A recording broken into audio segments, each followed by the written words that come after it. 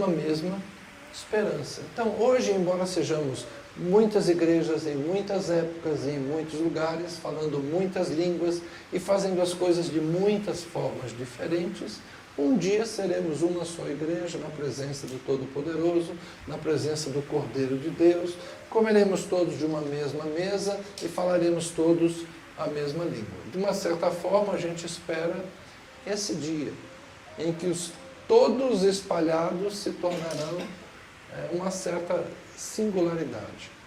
A gente busca isso, não é? Por outro lado, né, a nossa diversidade é uma riqueza tão boa, né? É tão bom que a igreja seja diversa, é tão bom que a igreja seja distinta. A semana que passou, eu estava com um grupo de cerca de 70 pessoas, de diferentes segmentos, diferentes idades, diferentes igrejas, e a gente passou 3 dias juntos pensando a igreja brasileira, pensando o que é e o que vai ser.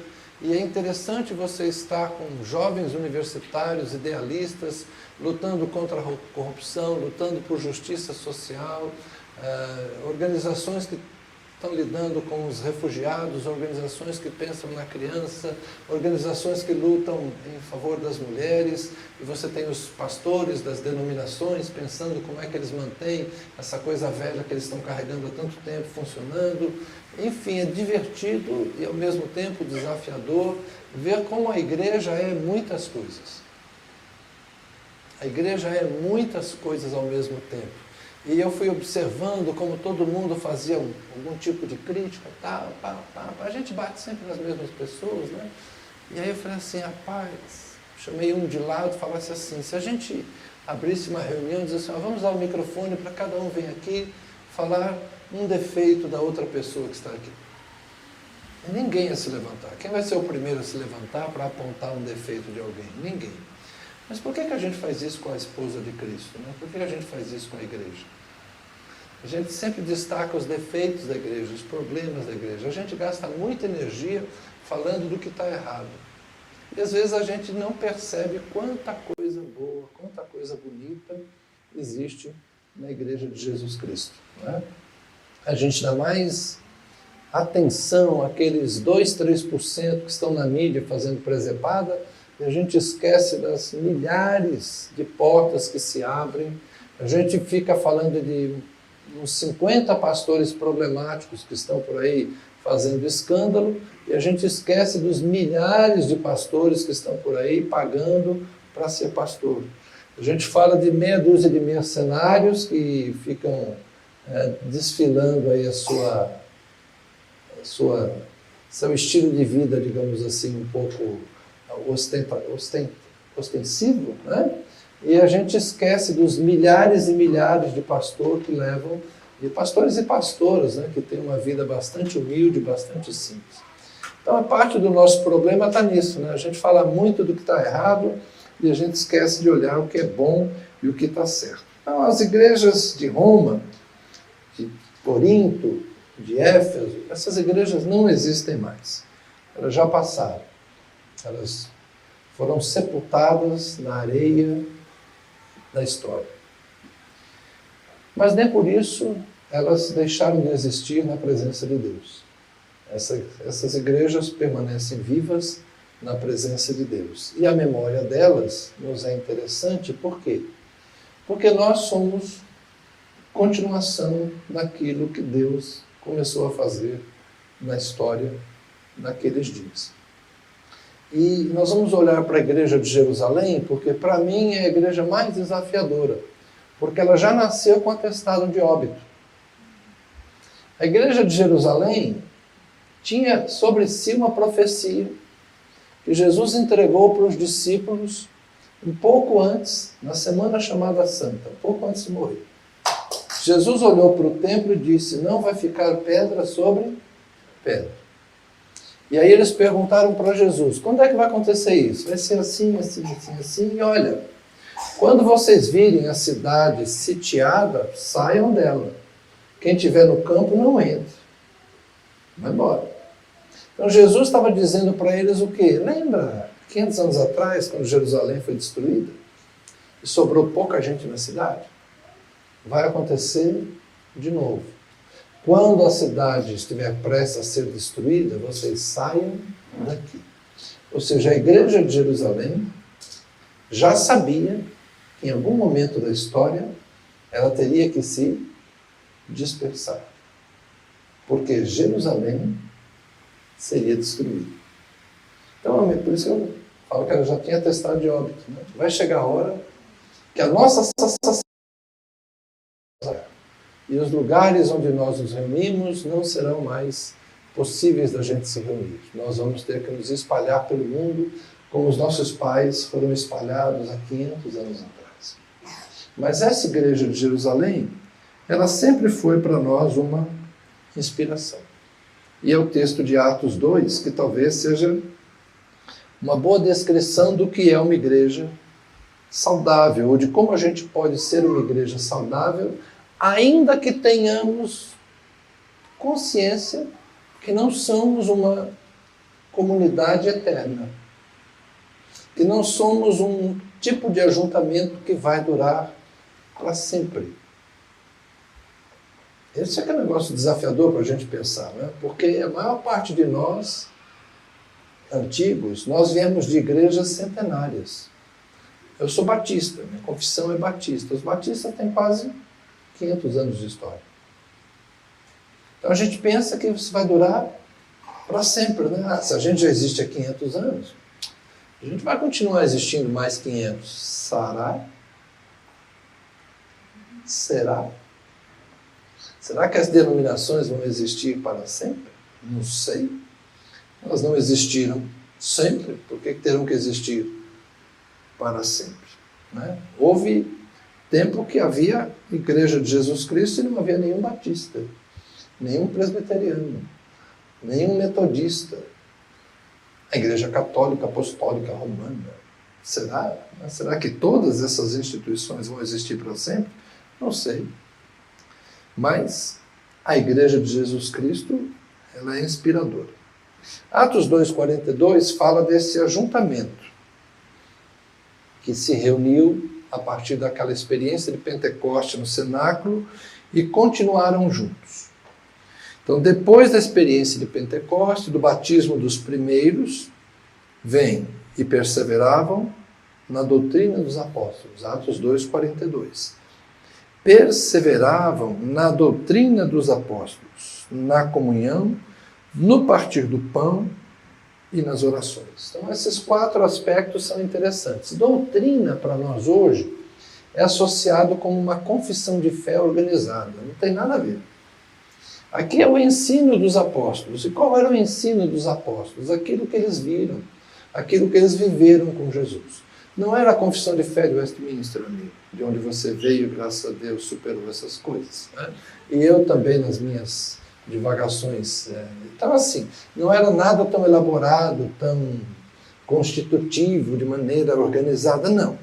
O ensino dos apóstolos era contar aquilo que eles viram e aquilo que eles ouviram. Eu gosto muito da carta de Pedro, quando ele fala, eu estava lá no monte, eu ouvi a voz, é isso que eu falo para vocês.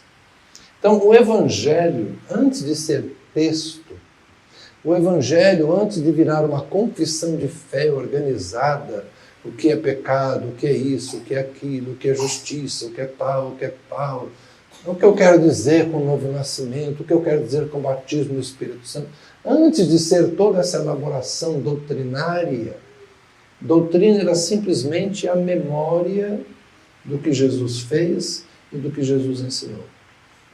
Antes de ser texto, o Evangelho foi memória. E não é só memória auditiva, é memória afetiva. Eu gosto de pensar que quando os apóstolos falavam de Jesus, eles se emocionavam. Vocês já viram alguém contar de uma experiência mística que ela teve com uma revelação, um sonho com Jesus, alguma coisa assim, e a pessoa de repente começar a chorar? Vocês já imaginaram o que eram os apóstolos contando para os outros como foi a última ceia?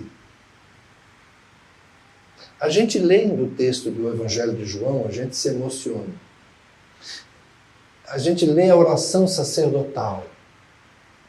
Eu lembro uma vez que nós estávamos numa reunião E um pastor idoso foi para frente, ele era um negro forte, com uma voz, ele tinha uma caixa de ressonância, assim, de uns 2 metros cúbicos aqui, era uma voz poderosa. E ele foi para frente e simplesmente começou a, decorado, recitar a oração sacerdotal de Jesus. Ele só falou aquilo que todos nós já lemos diversas vezes, mas ele falava de cor, de olhos fechados. E nós todos fomos tomados de uma emoção, porque ouvimos a oração de Jesus. Agora, vocês imaginam o que eram os discípulos que estiveram presentes naquele momento, contando para os outros como foi proferida a oração sacerdotal. Olha como João começa a descrever o cenário da reunião no cenáculo. João 13, 14, 15, 16, 17. Ele começa dizendo assim: tendo-nos amado, amou-nos até o fim. É um texto que tenta descrever o amor que estava naquela atmosfera em que a ceia foi celebrada. A gente não consegue captar, porque a gente lê um texto. Às vezes, de tanto nos familiarizarmos com isso, e de tanto amor que a gente tem por Jesus, por causa do dom do Espírito que habita em nós, a gente consegue mergulhar um pouco nessa emoção. Mas imagina o que era, naquele início da igreja, reunir-se para ouvir o ensino dos apóstolos. O Pedro contar como é que foi andar sobre as águas. Uma coisa a gente lê, Pedro foi lá e andou sobre as águas, mas aí ele ficou com medo e afundou. Agora imagina o Pedro contando. Imagina o Pedro falando: gente, quando eu vi que era ele, se fosse eu mesmo, manda eu ir aí. E ele falou: venha. Aí Pedro contando, aí eu desafiei, né? Agora ele falou: venha. Eu acreditei, eu me apoiei, eu dei o primeiro passo. E o pé não afundou, e aí eu dei o segundo, e o pé não afundou, e eu fui andando. Aí de repente eu vi as ondas, o vento. Você imaginou o que é você ouvir a pessoa que viveu? Eles descrevendo como é que foi a multiplicação de pães e peixes. Que a gente acha isso um mistério, como é que foi? É como diz o Frei Beto, foi só uma partilha do muito que havia? Ou é como aqueles que acreditam no milagre, foi peixe e pão saindo de um cestinho e enchendo os outros cestos? A doutrina, o ensino dos apóstolos era a partilha do que eles viveram. Era eles contando para os outros: rapaz, nós ficamos a noite toda tentando expulsar o demônio do menino, e o demônio não saía, e quando Jesus desceu do monte, deu um esculacho na gente. Ô, geração incrédula, até quando sofrerei vocês? Tragam aqui o menino. Pronto, sai. E aí a gente perguntou: ô mestre, mas por que com a gente não funciona? É diferente. Então o ensino dos apóstolos era a vivência. É a vivência. Mas eles também estavam juntos na comunhão. Comunidade cristã. No partir do pão e nas orações. O texto que segue vai explicar um pouquinho o que é isso, né? Em cada alma havia temor, e é por isso que eles davam atenção ao ensino dos apóstolos. Havia temor. Deus está fazendo algo novo. Temos os escribas, temos os fariseus, temos os sacerdotes, mas Deus está fazendo algo novo. A palavra de Deus está vindo a nós. E a palavra de Deus está vindo por gente que normalmente nós não ouviríamos. Estes galileus estão nos trazendo algo que vem da parte do Senhor. Nós temos que ouvi-los. Esse perseverar na doutrina tem a ver com o temor e muitos prodígios e sinais feitos por meio dos apóstolos. Por que eles perseveravam no ensino? Porque havia um espírito de temor. O que eles falam é verdade. O que eles falam faz sentido. O que eles falam é corroborado pelos sinais. Eles não só falam, mas eles também manifestam que o poder de Deus está com eles. Paulo, em Corinto, decidi não ir só com palavras de sabedoria, mas em manifestação de espírito e de poder. Ok? Então, essa perseverança no ensino tem a ver com o sinal, a autoridade espiritual e o temor que o Espírito Santo infundia na igreja. Todos os que criam estavam juntos e tinham tudo em comum. Vendiam suas propriedades e bens, distribuindo o produto entre todos à medida que alguém tinha necessidade. Isso aqui eles eram comunhão. Lamento dizer, comunhão é isso. Comunhão é comungar. Comunhão é partilhar. Nós vivemos uma outra época. Naquela época, gente, não sei se eu conversei isso outra vez que eu vim aqui, eu estou ficando preocupado de ser repetitivo em alguns ambientes, mas é que os temas acabam sendo meio parecidos, mas não tinha um quarto para cada casal e um quarto para cada filho. A casa era um cômodo grande. E todo mundo via todo mundo. Né? Naquele tempo que a gente era pobre, morava num cômodo de cozinha, acho que pouca gente aqui morou num cômodo de cozinha. Né? Agora o pessoal mora na kitnet por opção. Né? Mas é assim, gente. Naquela época, a casa, morava a avó, avô, tio, tia, morava tudo junto. Aquilo que nós chamamos de cortiço, né? Mas o cortiço ainda tinha as divisões. Naquela época, não. Era um cômodo grande. Né?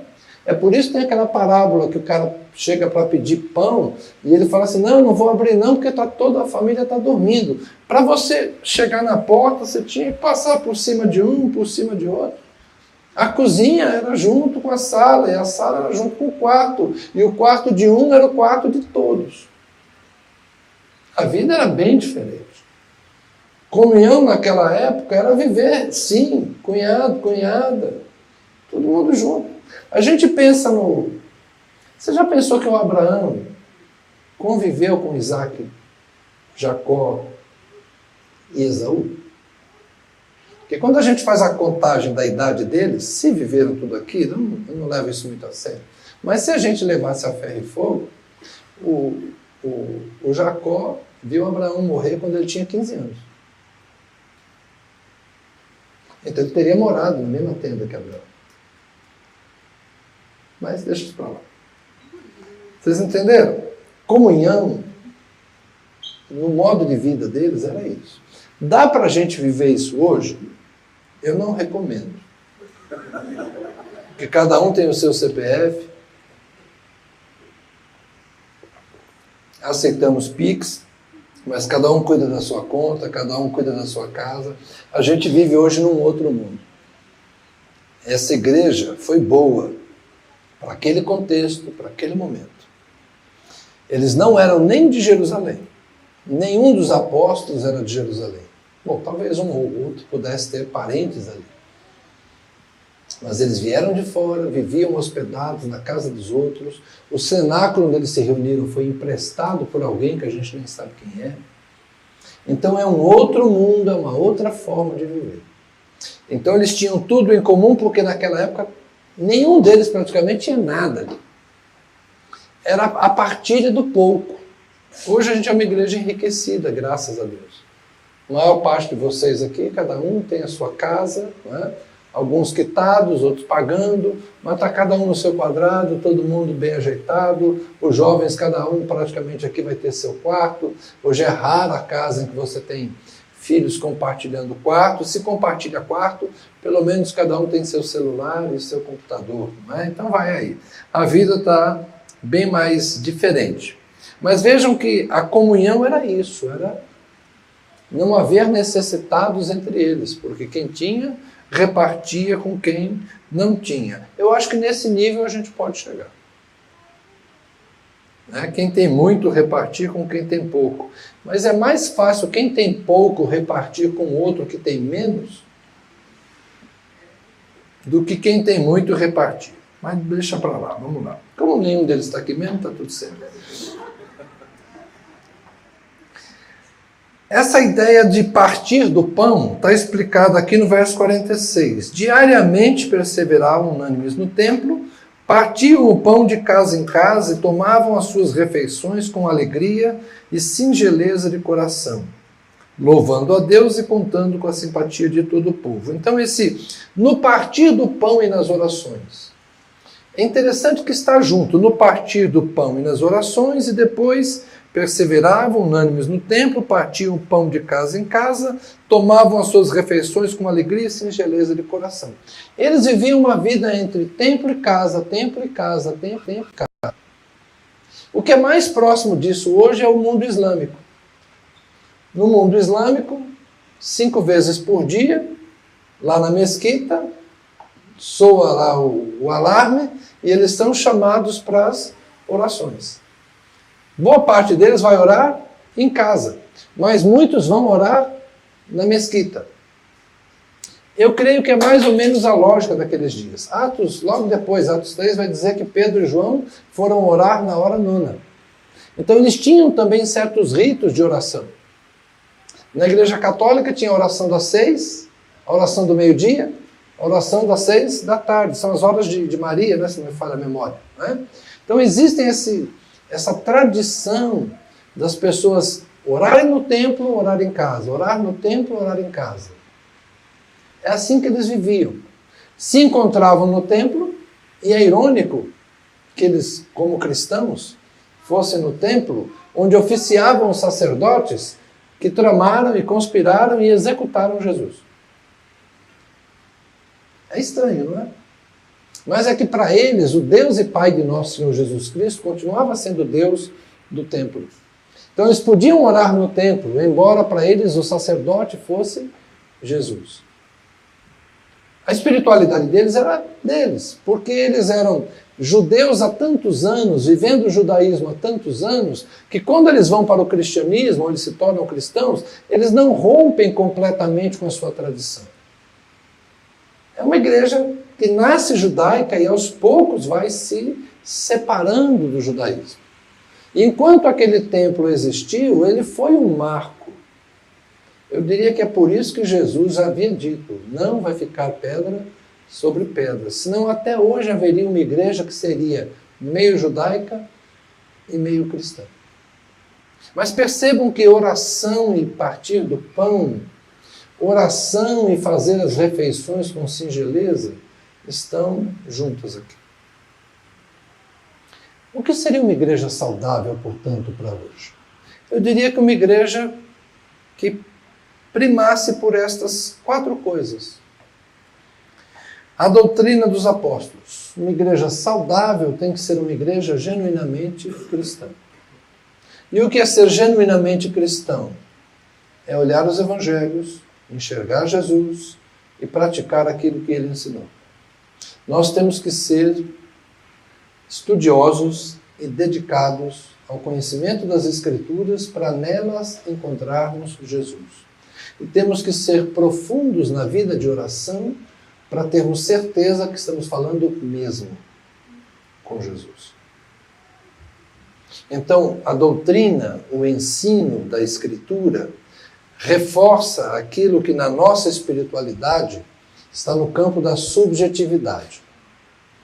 Na vida de oração e na vida de adoração, na vida de louvor, no exercício comunitário da fé, a gente tem as experiências subjetivas. Estou sentindo a presença de Deus, Deus me disse algo, o Espírito Santo está nos conduzindo para tal coisa. Isso é muito subjetivo. É uma experiência pessoal, interior, é uma percepção, uma intuição, como a gente estava falando. O Espírito, irmãos, está nos guiando dessa forma, ok.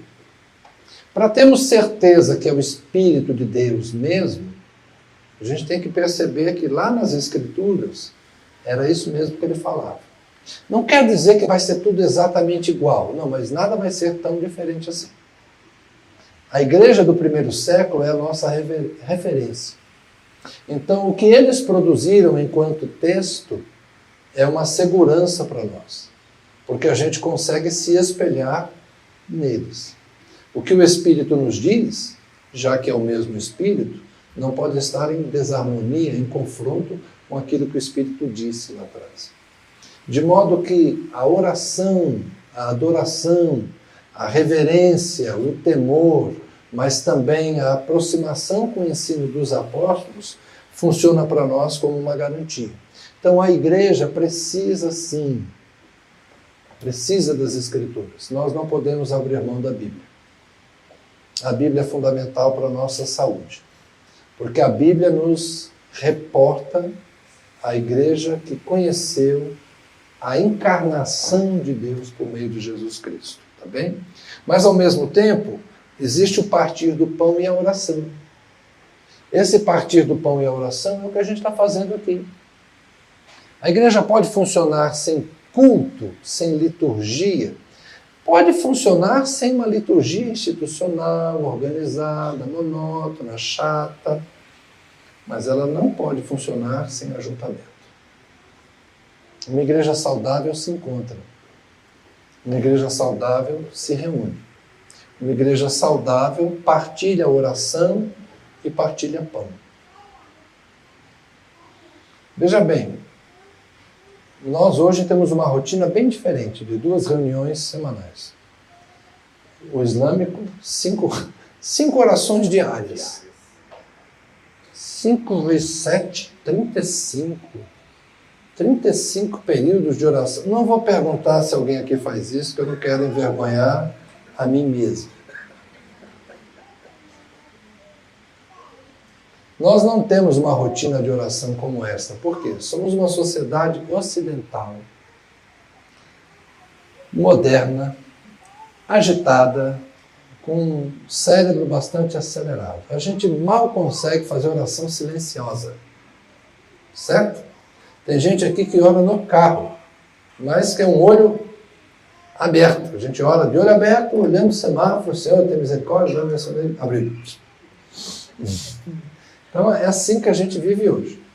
Nós somos uma sociedade que não para de pensar e não para orar.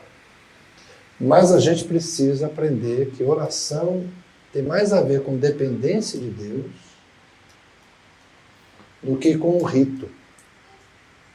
Então nós devemos ser uma comunidade que ora no sentido de que a gente fala com Deus sobre aquilo que a gente sente, sobre aquilo que a gente pensa, sobre aquilo que a gente faz. A oração tem menos a ver com rotina e tem mais a ver com dependência. Tem gente que ora muito e fala sempre as mesmas coisas. E talvez se encaixe naquilo que Jesus falou, as vãs repetições que os gentios fazem. Mas a gente pega esse versículo e diz, não, eu não sou de vãs repetições, eu falo com Deus uma vez só. Esses dias alguém me perguntou, pastor, como é que é a sua rotina de oração? Eu falei, não, sempre que Deus quer falar comigo, ele vem. A gente tem um problema sério, né? A gente precisa voltar a aprender a orar. A gente precisa muito voltar à prática da oração. E a oração no sentido da nossa dependência de Deus, da nossa entrega, da nossa busca realmente pela presença do Senhor. Mas a gente tem que ter consciência, nós não somos coreanos, nós não vamos conseguir orar como os coreanos, nós não vamos conseguir orar como os chineses, nós não somos orientais, nós somos diferentes. Deus nos ama na nossa ocidentalidade, na nossa celeridade, Deus nos ama na nossa forma prática. Ontem a gente estava no aniversário do meu sogro, né, e meu filho brincando, que às vezes a esposa dele está fazendo aquela oração longa, ele fala, amor, encurta aí. Meu filho é levemente TDAH, né? Então assim, não é fácil não. A oração não precisa ser tão longa não, Deus sabe, então vai. Nós somos a oração, a turma do Tu Sabes, né? Fala a verdade, a nossa oração de acampamento é essa, Senhor, Tu sabes, amém. Mas observem também, né, que tem esse lance do partir do pão no sentido da singeleza, da simplicidade. Eu quero finalizar, eu acho que a igreja saudável hoje, ela precisa fazer o que vocês estão fazendo aqui. A simplicidade. Eu acho isso muito legal. Quando a igreja ficou muito cheia de paramentos e ritos e formalidades, a igreja adoeceu. Porque o rito passou a ser mais importante que a essência. O paramento passou a ser mais importante que a autoridade espiritual. Então, às vezes, você via a figura vestida de autoridade, mas não havia autoridade espiritual para falar. Então, eu acho que o caminho que vocês escolheram é o caminho de uma igreja saudável. Uma igreja que permanece lendo a Bíblia, estudando a Bíblia, particularmente o Novo Testamento, para falar de Jesus do jeito que os apóstolos falavam. É uma igreja que tem comunhão. E nós somos uma igreja de classe média, onde na média a gente vai ajustando a vida uns dos outros. Se alguém passar um perrengue, a gente dá uma força para aquele que está com dificuldade, de modo que nenhum de nós vai ficar, né, vivendo uma vida nababesca, enquanto o outro vive uma vida miserável. A gente se nivela, mas a gente se nivela de muitas formas. Encorajando a educação, arrumando trabalho uns para os outros, dando oportunidade uns para os outros. É assim que a coisa funciona. Cara, eu vou te apresentar um cara que vai te ajudar no teu negócio. É assim que a gente faz. A gente compartilha contatos, network, a gente compartilha ideias. Isso é suficiente para que a gente resolva por parte das crises econômicas que existem por aí. Mas é claro, há locais e pessoas passando por crises muito mais severas. E com esses, às vezes, a gente precisa pôr a mão no bolso, mandar o Pix e fazer a coisa chegar lá. Tá bom? De vez em quando, a ação tem que ser emergencial, concreta. Beleza? Comunhão é isso. E o partir do pão e as orações, de fato, a gente não precisa estar todo dia reunido. Mas a gente precisa falar com Deus todo dia. E a gente não precisa fazer culto sempre. Mas a gente pode se encontrar para jantar, para tomar café, para almoçar juntos. Há muitas formas de sermos igreja saudável, nos encontrando e nos reunindo, não apenas para fazer culto, mas nos encontrando e nos reunindo para ser igreja. O difícil é jogar futebol como igreja, isso eu já desisti. Porque o futebol dos crentes é mais violento que o futebol dos não crentes. Mas eu estou admirado que hoje os crentes não jogam mais futebol. Eles praticam jiu-jitsu. E ficam se agarrando, se esfregando no chão, se enforcando. É uma experiência nova que o pessoal está fazendo por aí. Vai entender. Mas tudo isso é ser crente, né? Eu sou uma geração que vai pescar. A gente é mais light, mais leve. Mas vejam que isso também é ser igreja. A gente pode se encontrar em diferentes espaços, em diferentes momentos, fazendo diferentes coisas, inclusive para ir no cinema, inclusive para ir no teatro, inclusive para ir ao shopping, inclusive para ficar com o filho dos outros, para eles terem um Vale Night. Tem muita coisa que a gente pode fazer como igreja para que a gente compartilhe pão, que a gente faça oração com singeleza. Isso vai ser uma igreja saudável. Vai durar para sempre? Não sei. A gente não tem que se preocupar que esse modelo de igreja dure para sempre. A gente tem que se preocupar em ser uma igreja saudável para hoje. Eu finalizo com algo que está me surpreendendo. Recentemente eu comecei a receber no meu feed comunicações de igrejas encerrando as suas atividades. Não sei se já chegou para você, mas eu vi lá uma igreja em São Paulo, nosso último culto será dia 30 de junho. Estamos encerrando as atividades. Essas churches, né, que nasceram de uma forma um pouco mais descolada, alegre, mas com alto custo operacional. Aluguel alto, telão, mídia, essas coisas todas custam dinheiro. Depois de algum tempo, não sei também porquê, mas eu fui surpreendido por duas igrejas que, de repente, comunicando, né, estamos encerrando as atividades. E eu parei para pensar, qual é o problema? Há um tempo atrás, há 10, 15 anos, a gente falava das igrejas na Europa, né, que os templos estão fechados, nos Estados Unidos também. Você chega lá, um templo antigo, aquele estilo antigo, bancão de madeira, meia dúzia de idosos lá dentro, a hora que eles morrerem, acabou. A gente estava falando desse modelo de igreja clássica, institucional, que está morrendo na Europa e nos Estados Unidos. As churches nasceram para inovar e renovar, mas nem todo mundo tem um ecossistema sustentável. Então, não se preocupem se isso aqui vai durar para sempre. Mas eu acho bonito, né? Que seja bom enquanto dure. Que seja saudável enquanto dure. Que seja prazeroso, útil. Que haja temor, que haja ensino, que haja oração, que haja comunhão, que haja partilha, que haja alegria, que o Senhor acrescente aqueles que Ele quiser, que seja bom, ou como disse o poeta, né? Que seja eterno enquanto dure. Amém? Senhor, obrigado, porque o Senhor enxerga a igreja de uma forma diferente que nós enxergamos. Nós nos vemos particularizados, o Senhor nos enxerga como uma coisa só.